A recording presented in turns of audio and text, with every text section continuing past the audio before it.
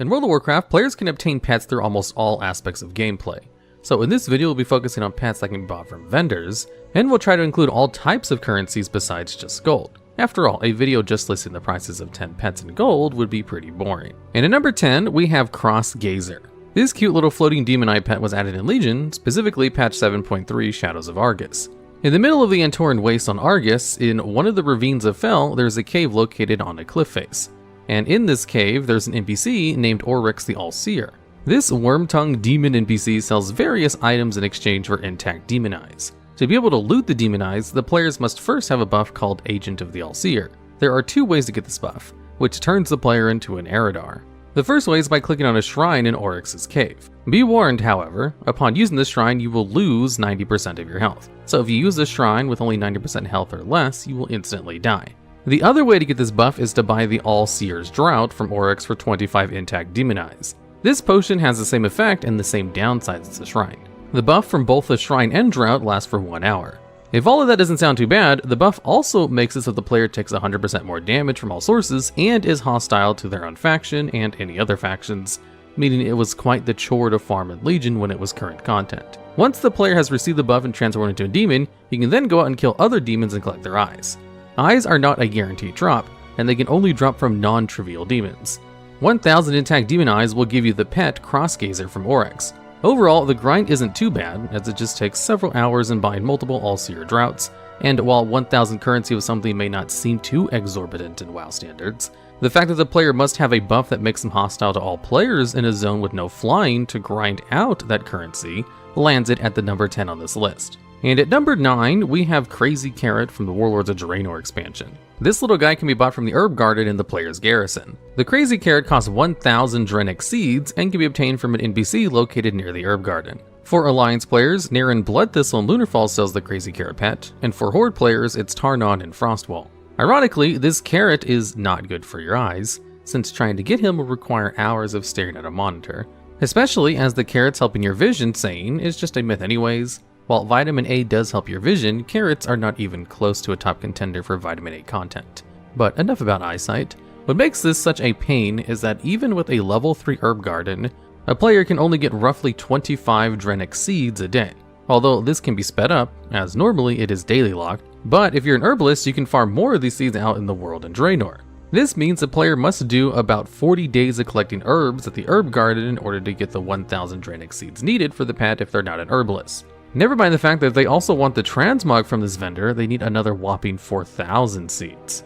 Along the way, the player is sure to earn the achievement Draenix Seed Collector, if they have not gotten it already. The achievement requires the player to loot 500 Draenix seeds and also allows access to level 3 Herb Garden blueprint, which you need, as the higher level Herb Garden allows you to get more seeds daily. Luckily, the achievement is account-wide, so if you have one-on-one character, you can craft it for all of them. The Crazy Carrot pet is on this list at number 9 because the maximum daily limit of Draenix seeds that players can obtain is pretty low for most players without the herbalism skill. While this pet does share some common elements with other time sink pets, where the currency is awarded in small amounts locked behind daily activities, 1000 of this currency is no easy task, especially since it cannot be constantly farmed unless you give the time and profession slot for it.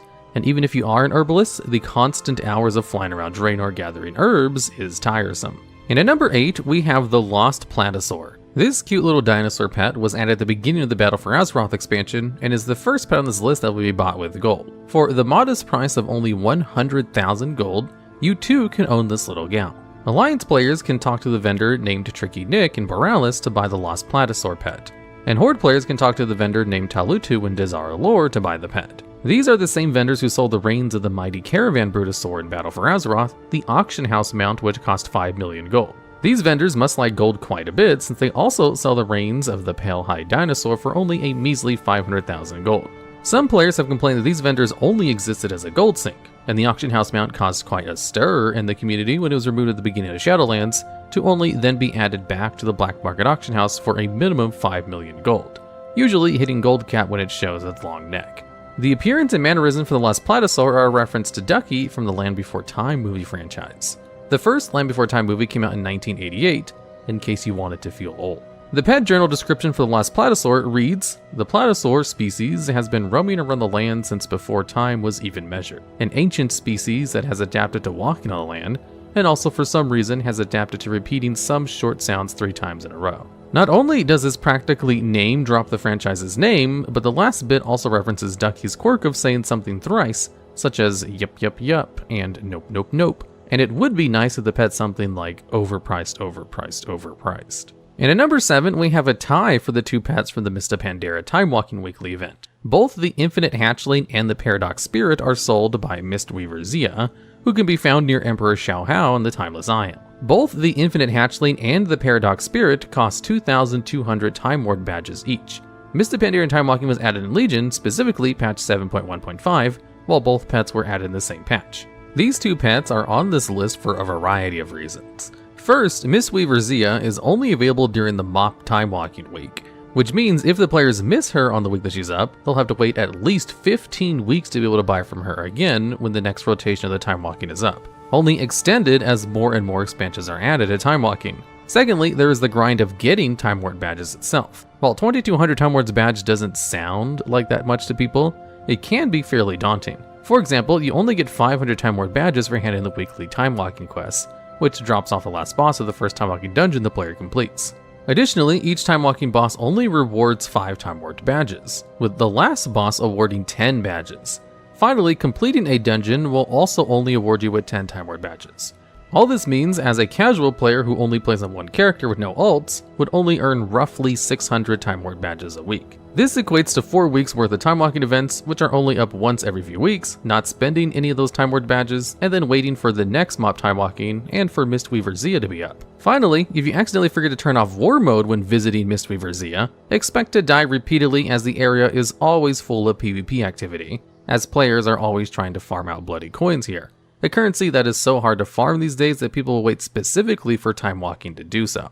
And at number 6, we have the Fox Kit. Originally added in Cataclysm, it wasn't until MOP when this pet became available to buy from a vendor. The Fox Kit can be obtained in 2 ways. First, it has a 1 in 1,000 chance to drop from the foxes around the zone of Tol Barad. This was the only way to get this companion for the entirety of the Cataclysm expansion. This pet seemed to be much more popular than Blizzard originally thought it would be, since it has several unique animations and soon became very hard to farm foxes with so many other players in the PvP zone when Cataclysm was current content. Because of this, at the very beginning of Mista Pandaria, a second way to buy this pet was added. This way being to get 200 Tol Barad commendations and trade them in for the Fox Kit at the player's respective faction's quartermaster in Tol Barad. For Alliance players, the Baradin's Warden's quartermaster is named Alaric Brazy. For Horde players, the Hellscream's Reach quartermaster is named Pi.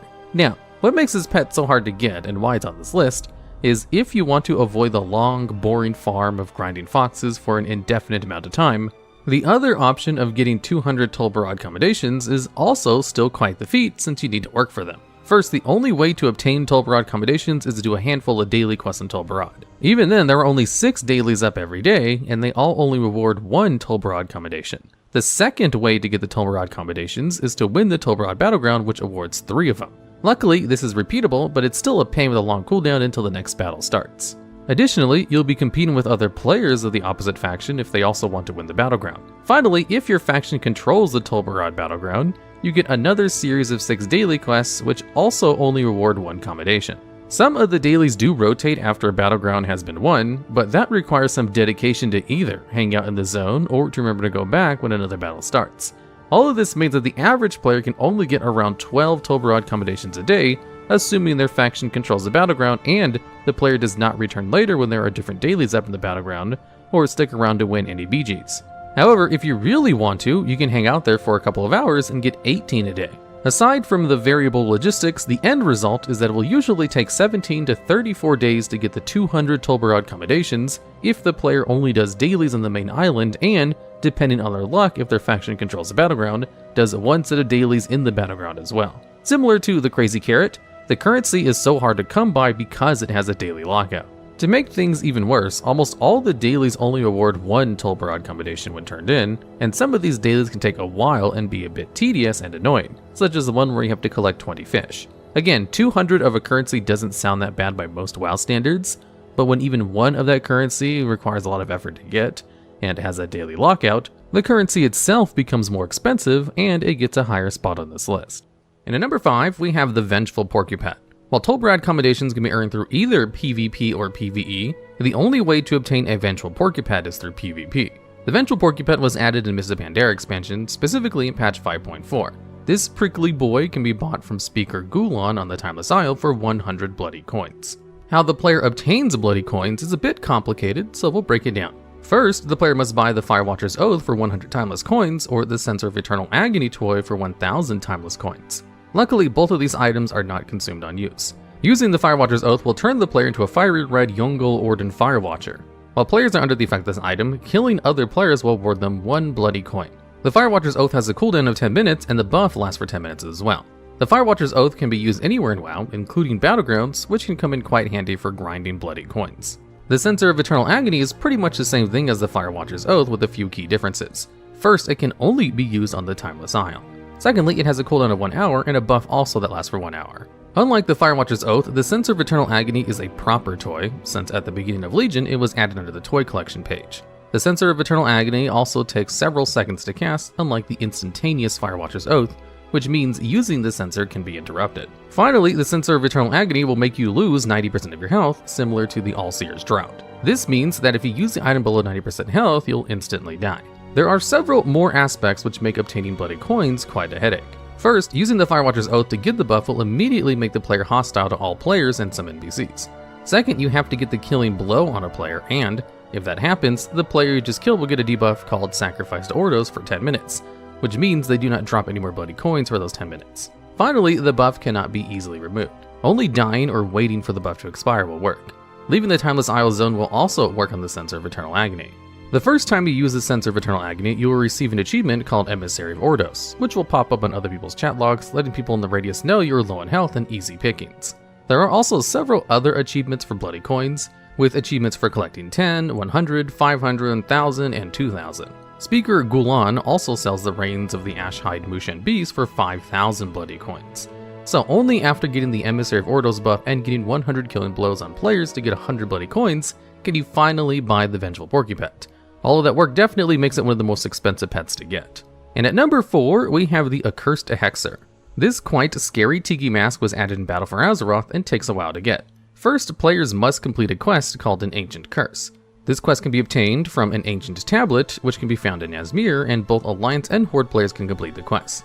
This quest is pretty simple and just requires activating 5 runed braziers in the area around a ritual circle in Zalvar. If done properly, you'll get a line stating, "The ritual circle of Zalvar flares to life." Next, the players have to find IG the Accursed in the center of a circle and defeat it. Finally, the next turn in for the quest says, "As the cursed creature falls at your feet, a glitter of gold catches your eye. The treasures of this ancient spirit are now yours." Upon completing the quest, the Accursed Hexer can now be purchased from Blink Wunja, a blood troll in Nazmir, Dodger, a human boy in Borealis, and Shoak, a Tortolan in Nazmir. All of that was the easy part, because the Accursed Hexer cost 500 polished pet charms. There are several ways to earn polished pet charms, but the most common source of them are world quests, which usually award a handful of 15 to 20 polished pet charms or so. Assuming the player doesn't do other pet dailies or PvP battles, that's almost 30 pet battle world quests that the players must do. Additionally, not all pet battle world quests give polished pet charms, but usually most do. If you're lucky, sometimes a mission on the mission table will appear, which you can obtain a bit of polished pet charms. There are a few other ways the players can obtain the charms, like various quests, rares, and treasures. Pet charms are the battle currency for both Battle for Azeroth and the Shadowlands expansions, and they are primarily used to buy other pets, although there are also leveling stones and other pet-related items that can be bought with them as well. This means it can be very easy to be stingy with polished pet charms, and saving them up can be hard work in of itself, with there being so many other pets and things to buy with them. While Warlords of Draenor and Legion have different currencies, the shiny pet charm, the most expensive pets to buy with them, are only 200 pet charms, so we won't be including them on this list. And at number 3, we have Francois. While technically this pet costs nothing to buy, the player must have on them at least 1 million gold to obtain it. The well-to-do chicken was added in Battle for Azeroth expansion and can be found in the Terrasgard Sound at the Northington Estate. Players can interact with Francois, and upon doing so, they receive the line in their chat, "Francois snootily pecks at your feet." However, if the player has 1 million gold, a special option dialog will unlock, with a new option that says, "Jiggle your purse a little bit." In response, the player will get the message, "Francois notices your sizable purse and deems you as someone worthy of his time," where you then will be able to obtain an egg. The Faberg egg can then be used to summon Francois and add him as a companion. So to get this pet, you'd need 1 million gold, which is why it's included on this list at number 3, although it would be easily above the next spot on our list if it actually cost gold, instead of only requiring that much gold. 1 million gold is a lot of work to come by for most people, and getting that amount of gold is no easy feat. You could always just ask someone for 1 million gold, but they might not be so inclined to let you borrow it. But if you do go this path, be sure to remind your rich friend that the pet itself costs nothing, so the 1 million gold is not used in the process. And at number 2, we have the Baubleworms. If you thought 500 polished pet charms was a lot, Blizzard pushed it completely overboard with this pet. The flawless Amethyst Baubleworm can be bought from the broker keeper Tahalut in Oribos for the price tag of a mere 10,000 polished pet charms. The pet journal description for this pet reads, "Baubleworms are highly prized in the veiled market, where those featuring few gemstone flaws can fetch extreme prices." This shiny snake was added in patch 9.1 Chains of Domination and has 2 rather unique features. First, the flawless Amethyst Baubleworm will occasionally buff its owner with the prismatic light effect, which gives you a rainbow trail for 10 seconds. An effect normally obtainable only through the prismatic bauble toy for 250,000 gold. And this effect is what sets it apart from the other Baubleworms sold by the vendor, as it otherwise is just a recolor of the ruby, turquoise, and topaz Baubleworms. And these pets themselves are rather unique in their own, as each of them are purchased not using currency, but with random great items from World of Warcraft's past. Ground gear from Ulduar, Robble's wobbly staff from Firelands, very unlucky rock from a treasure in Nazmir, rabbit's foot from the starter zone wolves, large slimy bones from Wailing Caverns, frayed knot from pickpocketing low-level zones, rotting bear carcasses from bears in the escape to Durnhold, dark iron baby booties from the relic coffers in Blackrock Depths, and the stoppable force which drops from TBC dungeons. While these are great items, which up to 9.1 meant it was worthless and can be sold, have now suddenly gained a hidden use, entirely undoing the point of Grey Rarity, a rarity labeled as being worthless vendor trash, where they have now suddenly become extremely expensive on some realms, as their difficulty to obtain and ease to accidentally sell them has led to very little stockpiles due to most players not knowing they are useful. Never mind the fact many players play with add-ons that automatically vendor gray items, and surely have led to countless of these items being sold in the past. The flawless Amethyst Baubleworm and its other Baubleworms is on this list for obvious reasons. The flawless one is 20 times more expensive than the next most expensive pet, which can be bought with polished pet charms, which was the previously mentioned Accursed Hexer. It could easily take a player months to even years to finally grind 10,000 polished pet charms, so the flawless Amethyst Baubleworm definitely deserves its spot on this list, as does its 3 colors because of their need for obscene vendor goods, but obviously not as much as 10,000 polished pet charms. And finally, at number 1, we have the Celestial Calf. This starry boy can be bought from the Mad Merchant for 1 million gold. Unlike Francois, this 1 million gold is removed from your inventory when you buy him, and for this pet, getting 1 million gold is not even the most annoying part about obtaining him. The Mad Merchant is a gnome vendor who can be found in the Wonderworks, which is the toy shop in the Broken Isles Dalaran. The hard part of getting this pet is waiting for the vendor to spawn. He has a random spawn timer from anywhere ranging from 4 hours to multiple days even. And once anyone buys something from him, he will despawn randomly within the next hour or 2. These numbers may vary somewhat, and there are many different accounts in the Wowhead comments for his spawn time, as he spawns simultaneously on all region servers at the same time. When the Mad Merchant spawns, he will yell and the music in Dalaran will change to a silly circus music instead of the usual theme. The Wowhead comments are full of people who have been camping the spot waiting for him to spawn for years, ever since he was added in 7.0. And when the Mad Merchant finally does spawn, remember he can probably despawn just as quickly sometimes. The Mad Merchant does not sell only these pets, he also sells a fair few obscenely priced items. He also sells a 2 million gold mount, the Bloodfang Widow, which is by far the most expensive mount up to that point.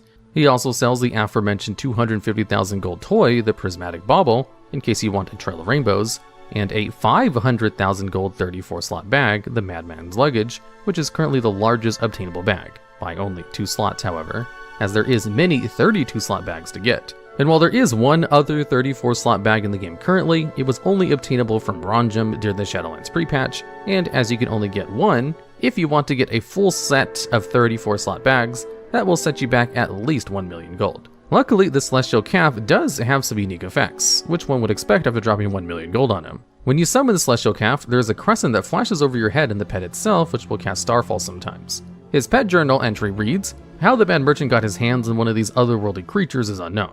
What we do know is, he knows it's valuable." This little guy is by far the most expensive pet to ever be added to the game, not just in terms of gold price, but also at the expense of all the time the player will spend waiting to see the vendor has spawned. So if you ever see the Mad Merchant, Be sure to tell trade chat so other people can get their own Starboy if they have enough money. Alright, and that's the video. We've excluded trading card game pets, since those are not from vendors, but rather from other players, and their prices ever shifting, so it's difficult to gather a specific value for them. Same reason as to why we've excluded the black market auction house. So, if you have any ideas for future videos similar to this one, please let us know down in the comments.